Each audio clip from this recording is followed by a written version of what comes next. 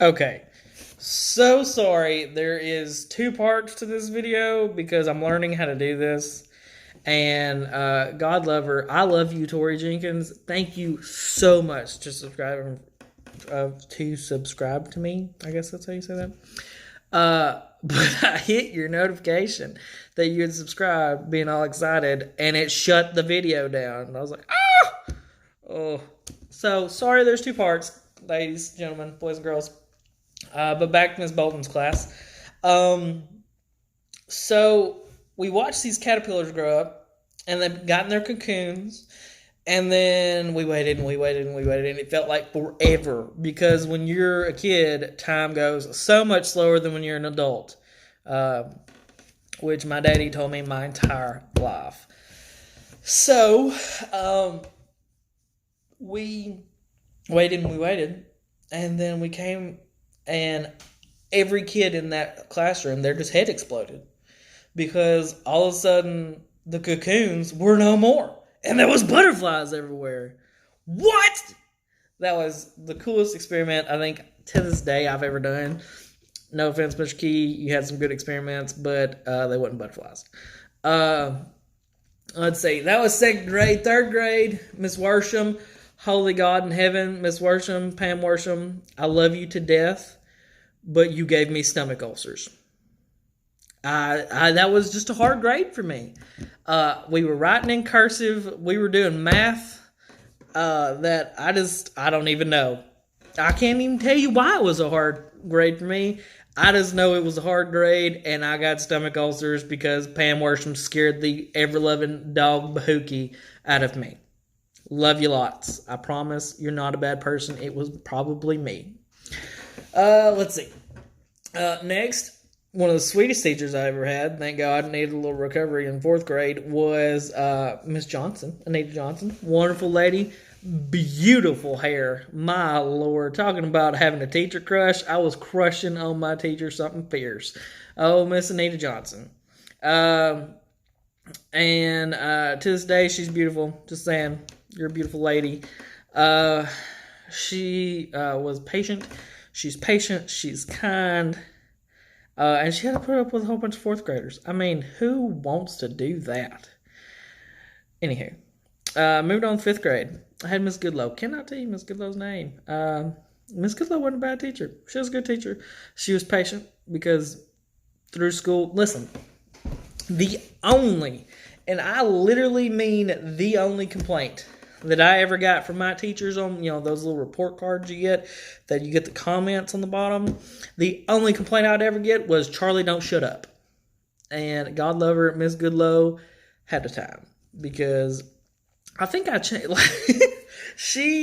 oh man, she would move me, she'd move you here, and then she'd move me here. She'd be like, you're talking too much. She'd move me to be with somebody else. I don't care who I talk to. I just like talking to folks. So she finally, I think she pretty much gave up. Yeah. Because she already had somebody sitting beside her desk. I think it was Blake. Blake Warren, matter of fact. I think he was sitting beside her desk. And I wasn't bad. I wasn't, bad enough to sit by her desk or anything like that. But, yeah, she wasn't a bad teacher. Good teacher. Let's see, that's fifth grade. We had Miss McWilliams for our science teacher. God love her. She hated all of us so much. But she was a good teacher. Nothing wrong with her. She was a good teacher. She just didn't have she just didn't like us. But I mean, we were a bad little class. I'm having a brain fart. Miss Kane. God almighty, I can't believe I could not remember Miss Kane to save my life. Love you, Miss Kane. Promise. It's nothing against you. Miss Kane was the scary teacher. Yes, you were the scary teacher. Everybody was afraid of Miss Kane. I don't know why, truthfully, because Miss Kane was a nice lady. She is a nice lady. To this day, she's a nice lady. But when she spoke, you listened because you were afraid she was going to kill you. And still can't tell you why, but I can tell you that when she spoke, I listened. And let's see, then no. Past that point, in Miss McWilliams' class, me and Blake Usselton got in a fight in science class because there's so much crap talking in science class, we got in a fight, and I had to write, holy God in heaven, had to write these schools. I don't even remember what it was. All I remember is it was a humongous page. And I had to write it 3 times, and Blake had to write it 3 times. And I wrote it, and I was so mad because my parents were like, we're going to take you out and we're going to homeschool you. And I'm like, if you're going to homeschool me, then I wouldn't have had to write this. So I wrote it and still got homeschooled. So anyway, I spent the next 2 years of my life getting homeschooled. And I homeschooled 6th and 7th grade.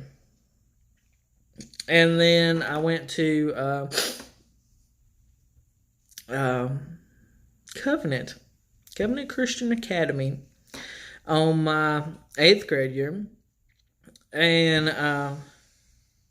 my dog just huffed like I'm stressing him out over here. My eighth grade year, went to Covenant, had a wonderful time. It was a great school, good folks. Went with Josh and Jordan. I just got a notification somebody else subscribed. Don't click on it. But Josh and Jordan, my 2 cousins on my mom's side, and we all went to Covenant Christian. And then we went. And I rode with Jordan every morning in his Mustang, rode in the back seat. They have a really little back seat, by the way, and at least that model did. And we went every day, Monday through Friday. And I made some excellent friends. Still this day, love them to death. I don't hear from any of them anymore, truthfully. Kind of sad, but still love y'all to death. If y'all want to hit me up or anything, I'm free for a while. But, moving on. I played baseball there. Had an awesome time playing baseball. Oh, Heath Ware. Let me tell you something about Heath Ware. Ooh, boy, I was fat. And I was not in shape because for the past 2 years, I had done nothing other than sit on my happy tail, run fire calls with my daddy, and medical calls with my dad, and played RuneScape, because I've been playing RuneScape for a long time, and done schoolwork. So, I was pretty out of shape, let's just say. And then Heath Ware, the good old coach of Covenant Christian, I almost just said Shoals Christian, sorry. Shoals Christian was, I joined the team. And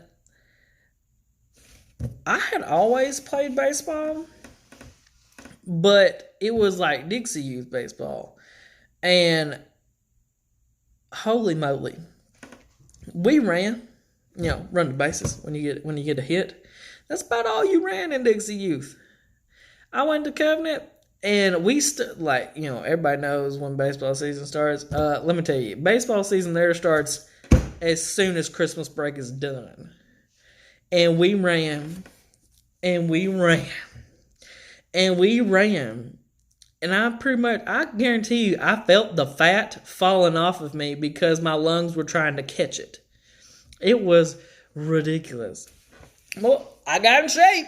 I thought I was going to die. Pretty sure I did several times, and me, puking revived me there for a second. But I love him to death. He is one of the greatest people that you will ever meet. If you ever meet Heath Ware, last time I saw him, he was in Tuscumbia coaching at Deschler. He's a good feller. And then I had a C in English. Oh, Miss Sutton. Uh, I had C in English, and we had to go to study hall, which was really only for athletes because you wasn't supposed to have anything below us. B or C. Oh, excuse me. And Coach Ware would sit there, and we would all do homework.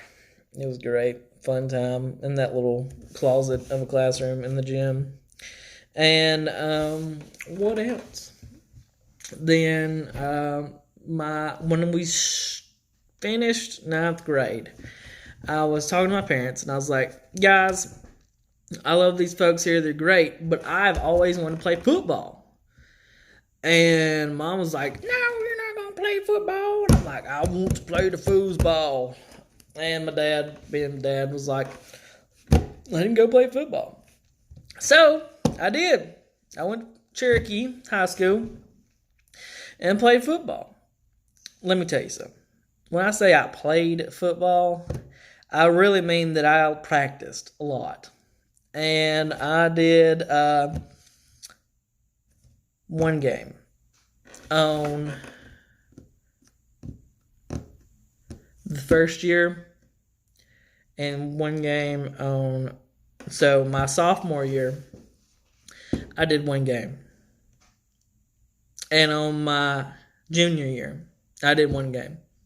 If you're asking, surely you can't be that bad at football, right? No, I wasn't that bad at football. But I have terrible knees, apparently. And my right leg blew my ACL, my MCL, and my meniscus first year. Got that fixed. I'm like, all right, I'm going to do some spring workouts. We're going to go. And then my second year, same thing, left leg. So, for both years, instead of playing football, I wound up recording football. Or, well, my junior year I recorded. I don't think I recorded my sophomore year. I did the video and the film for them so that they could study how to be better foosball players. And my sophomore year, I also took over, became president of the FFA. Through the FFA, I had tons of opportunities, man. It was great. I went to Washington. I went to Auburn. I gave tons of speeches in front of important folks. It was great. It was a good time. Loved all the people that I had. Had a fantastic officer team. I mean, Mr. Deaton, if you're watching this, know that I love you before I say this, and you're a good feller. Mr. Deaton just didn't have a lot of patience. So, my deal with my FFA crew was, y'all do what you need to do. You come to me if you have a problem, and I will get Mr. Deaton off of you. I will be the buffer between you and Mr. Deaton. And that's what we did. And it worked wonderfully. We won national awards. It was great. Mr. Deaton, when you needed to get something done, Mr. Deaton would help you, or would tell you how to, do it if you didn't know how to do it. He'd help you do how to do it. And he was great. He was a good feller all around. Had a wonderful alumni. Still to this day, I'm in contact with a couple of them. Talk to them all the time. They're good folks. Man, if you ever question yourself, if you're in high school and you're like, God, I just don't know what to do. I'm bored. Go be a part of your FFA. Even if it's too late to join the FFA or something like that, just be like, hey, I want to come do stuff. And I doubt many ag teachers are going to be like, no, we don't. We've got too many people. Because agriculture is on they're trying to make agriculture extinct. There we go. Moving on. So, through the FFA, I went to the WLC, which is the Washington Leadership Conference. I spent a week up in D.C. It was fantastic. Went to a bunch of different monuments. This was not my first weekend or my first time in DC. I went to DC in the 8th grade too. I feel like I went 3 times actually. Can't tell you when the second time was though. Then we met a lot of good people. And I met a lady named Ashley, who I would, she'll be in the story later. I'm Ashley Barhoff. Met a whole bunch of other friends. And then we continued on. I was in this program called Upward Bound with Miss Charlene Freeman and Casey. Can't remember Casey's name, sorry. Miss Charlene, God love that woman. She is one of the strongest, most patient and passionate women you ever meet in your life. She is a great person. She would cradle you, she would hug you, she would cry with you, she would push you, whatever you needed her to do. Miss Charlene was there. And for I would spend the summer in the dorms at Northwest Shoals, which is community college in most Shoals. And we'd spend the summers there, and we'd go to college. And it would be free. And then we'd come home on the weekends, and we'd go back. And then we would go on. That's the last time I went to watch. No, I went to Chicago with them. Went to Nashville once. Let's see. Then, and that's where I got a ton of classes done. Then I met Ashley. We already met Ashley. We graduated high school. Hello. Graduated high school. And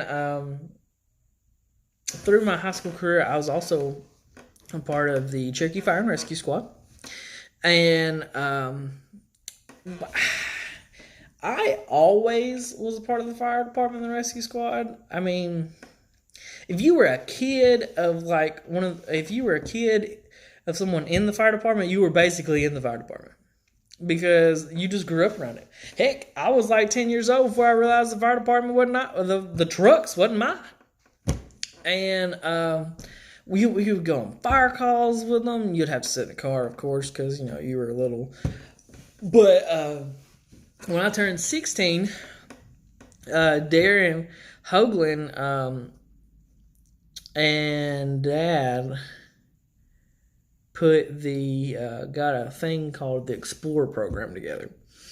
And I was the head chief, and Shannon Gauss was assistant chief, is what you call it in the fire department. And we had our Explorers, and we had Explorer numbers. It was awesome. My dog is trying to eat candle wax. She's special needs. Lucy. Trying to make a video here. Anyway, so at 18, after I graduated, went directly to college. There, I did my Upward Bound time there. And then I went to college, and I got my EMT in the November semester, right there, the August to December. Directly went to medic school after that. I graduated medic school. I started working at Sweet Pepper's Deli through EMT school, and then when I got to medic school, I got hired on at Keller, and I worked with the BLS truck. Norma Phillips, who is now a real nurse. That's RN, in case you were questioning that. LPN is a little play nurse. Shots fired there. And when I got my paramedic, I moved to 907, which this was during the expanse of Keller, so they only had 2 stations, no, technically 3 stations, when I first started there. And then they expanded to have Station 4, which is where I was, is 907. And now they even have a Station 5. And they also have Franklin County. But, beside the point. Me and old David Brown were partners on 907.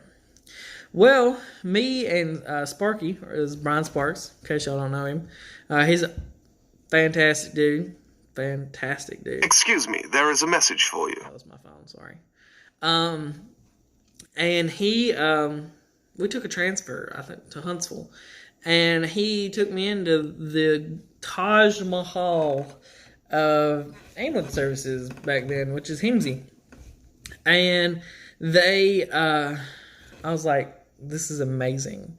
Said, how does this, I just want to be a part of this. So I put in the application test. Now I put in the application, which you had to take a personality test to do. And I found out I had a personality. I passed. And I worked there for 6 years. No, yeah, 6 years. It was the greatest, one of the greatest times of my life. I went there full time. Left David on 907, went there full time. On Medic 11, me and old Cody White. And Cody White to this day is one of my best friends. I love that boy to death. Matter of fact, I slept on his couch for a couple months there. And we'll get to that in a minute. But me and him worked together on Medic 11 right behind Madison Hospital. And we were good partners. We were great partners. We were great friends. And then during this time period, I Ashley Barthoff moved down here from New York. We dated through high school. Like, I would fly up there, she would fly down here, and then we would. She wound up moving down here. There was a lot that happened, and she got pregnant with Aubrey, and we were going to be done, and then the baby happened, and we were going to make it work, and we got married. She wanted to get married in New York because her granddaddy wasn't doing good. He had had cancer for a while, and God, I loved her family. Her family was wonderful. Oh, Bill and Candy, great folks. Not that if y'all watch this, all of y'all are great folks. I just love Bill. And Dave's a wonderful guy. Kelly's a good lady. That's her mom and her dad. It was Dave and Kelly. We got married up there so that her granddaddy could come. It was a good little wedding. We had good folks show up. Wonderful food. God, they can cook some good food up there. It's all like Italianish. And her sister was a good lady, wonderful lady, very kind lady. And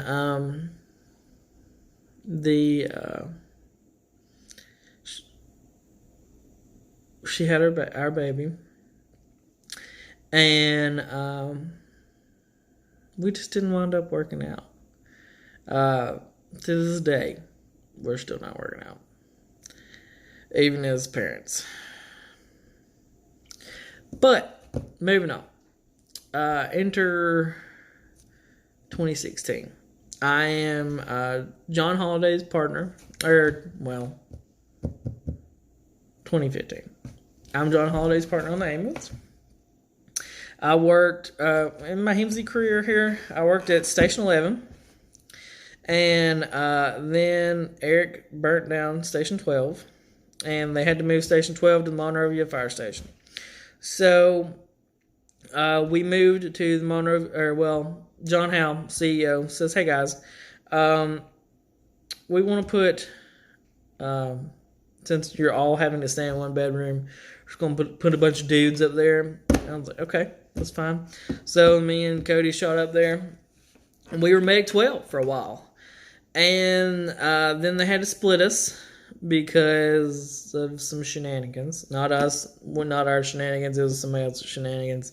Jeff Payne. But I moved to Medic 4, and Cody stayed on Medic 12, and I was old Mountain Man's partner. God love Mountain Man. He is now in the Coast Guard, they believe. And then me and Ashley moved to Huntsville, and she was going to school as an RN school, and she was already at LPN. So she was working in a nursing home on the weekends, just to kind of for us to have some spending money. I was literally working every single day, so that she didn't have to work. Because I didn't want her to stress about money and worry about school and the baby all at the same time. So that's what we did. I moved to Medic 7 and off of Sportman Drive in Huntsville in a little apartment, and worked every single day. And then I moved to Medic 2.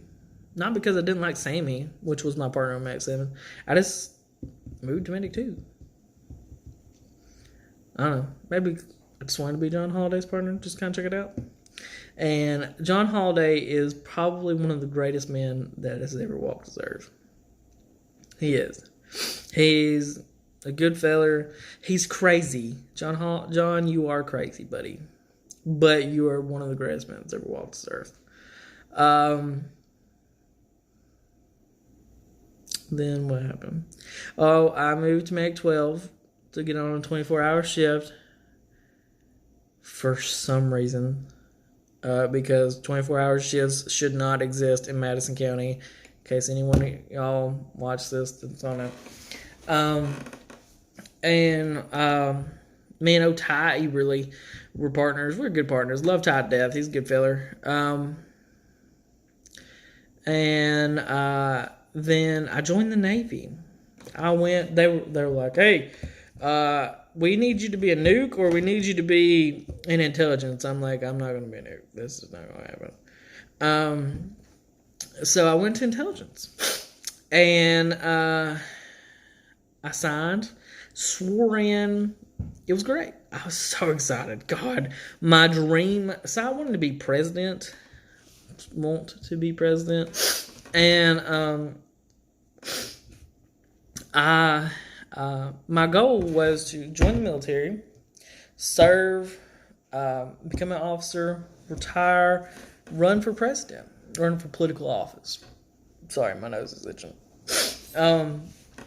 And I was on track. I was married. I had a baby. I started my military career. Everything was falling into place. And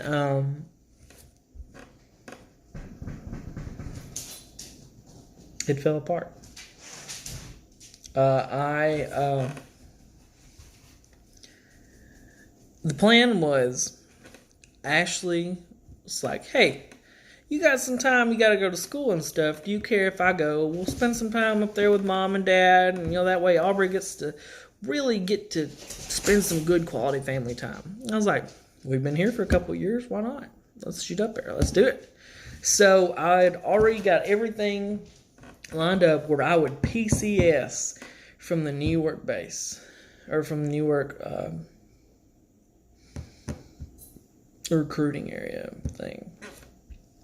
And I did. Ashley was like, "Hey, backtrack a little bit. Ashley drove our dog and her car and the baby and a couple other little nitpicky things up there to her mama in her daddy's house. And David and her flew down here. And she called me and she's like, "Hey, the plane's going to be delayed. I'm not going to be there when I thought I was going to be there. So can you leave work and pack the house?" I'm like, "Sure, you can just leave an ambulance and go pack a house. But I did. We made it work. And I shot home, packed the whole house, and when John got off shift that day, because I left him high and dry, he got some other partner. Him and his wife came over, brought me dinner, God love them, and helped me pack the moving truck. Let me tell you, it's friends like that you would kill for. And Ashley came. They all came home, and the next day they drove away. And that would be the last time that I would see them for 2 months. The plan was that I was staying employed at Hemsey until Ashley, because at this point Ashley had passed her RN exam. So Ashley's going to get her license up there. She's going to get a full-time job, make sure we had insurance, and then I was coming. Because we had a baby. So who wants to... You can't lose insurance with a baby, because that's when she's going to get like smallpox or something stupid. So that's what we did. And I stayed on Cody's couch. And I went to work, and I came home, and I went to work, and I came home, and that's how my life went. But the third day comes, and Ashley calls me on the way, and I think I was going to go work old 94 with old Cody Weaver, and Ashley says, "Hey, we need to figure something out." I said, "All right, what we got to figure out?" She said, I got a beard hair on my tongue. Sorry, that's not what she said. She said, I really like life better without you. And I don't want to be with you anymore. So, back this up. I'm going to work. To work in the busiest area in North Alabama. In downtown Huntsville. All my stuff is in New York. And literally, and I'm not even faking there a little bit, exaggerating nothing. All I have is a duffel bag of uniforms. The rest of it's in New York. So, I slept on my buddy's couch, and worked. And when we did a long week, short week rotation. I worked, and then I went off, and I came home to mom and dad, and that's where I stayed for a while. I had a friend. She's literally just a friend. Before anything else gets said, she was a friend. And I shot her a message. And here's Jenna. And we started talking. We went on our first date. Jenna had... I took her to Connors for our first date. Anybody that lives in Huntsville, you know where Connors, or what Connors is. Connors is a very nice steakhouse. Because her favorite food is steak. Because she's a princess. And she, so we walk in, and I haven't told her where we're going. So we're walking down Bridge Street. We walk in there, and she says, "Are you going to be mad at me?" And I'm like, "Well, this is our first date, so I don't think I have a reason to be mad at you. Pretty sure if we started with a reason to be mad at you, we should just quit." And she said, "Well, you brought me to the steak place because I really like steak, but they have a really good chicken here." And I'm like, "I don't care what you eat. I'm just enjoying your company." So she was like, "Oh, okay, good. So I can get the chicken and it's fine." I'm like, "I don't care." And So I sat, we sat in a booth. They put us in a booth, and I sat beside her. And I let her sit in the inside. I sat on the outside. I opened the door for her. We're going full gentleman on this. And she just keeps staring at me. I said, "Are you okay?" She says, "This is just a little weird. You're sitting right beside me. I don't know if I can handle that." I said, "Okay." So I jumped over to the other side. I'm like, "Are you okay? Is this better?" That's our first date right there. God. And then we went to the movies. Saw the weirdest movie. I think it was The Lady in a Train or some weird shenanigans. And me and Ashley, we got divorced. Ashley moved down here. I had to court order Ashley to come down here. Then we have joint custody now. Me and Jenna's married now.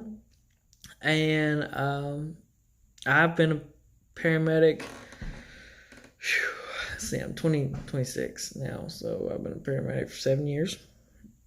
And I love being a paramedic. But being a paramedic does not pay bills. So in July, I became an iron worker. And I was working as an iron worker at Midwest Steel.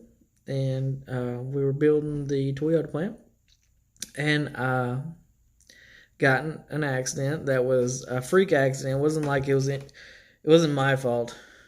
And it was this freak accident. And my leg just snapped in half. And I wound up hurting my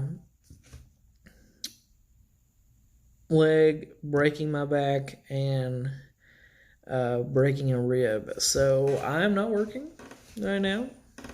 I'm healing up, getting better, and hopefully I can go back to work soon. Because being in the house is getting me a little stir crazy. But we moved to a house that was cheaper, which is where we're at now. It's very homey. It's very lovely. And that's me. My family, my direct family. Let's not go wild here. My direct family is my dad, Charles Keith Lansdell I, Chuck Lansdell, my mom, Tina Lansdell, my wife, which is Jenna Lansdell, and my sweet daughter, which is Aubrey Lansdell. I have 2 sisters, which is Amanda Doss and Emily Lansdell. Got 3 nephews, which is Kal-El, yes, that is Superman's name, Kal-El Doss, and Giovanni Gentry, and Wyatt Gentry. I'm going to try to get a video of everybody put on here. And then this channel will be of just our family shenanigans. Well, this playlist will be of our family shenanigans. My channel, I will... Excuse me, there is a message for you. The Riverton Rochelle Community Church will hopefully... I'm still waiting on approval for this, so this is all patent pending type things. Hopefully I'm going to get the whole service recorded, and that'll be its own playlist. We'll get a tour of that church. We will have children's church, maybe. And then we will absolutely have me and Jenna go through a daily Bible verse. And the Lansdale Chronicles will be just shenanigans that happens here at the Lansdale house. Maybe us walking dogs one day. Maybe a tour of our house one day. You never know. But love y'all lots. Thank you for watching. Thank you for subscribing. Sorry this video was 2 parts and almost an hour long. But y'all are awesome.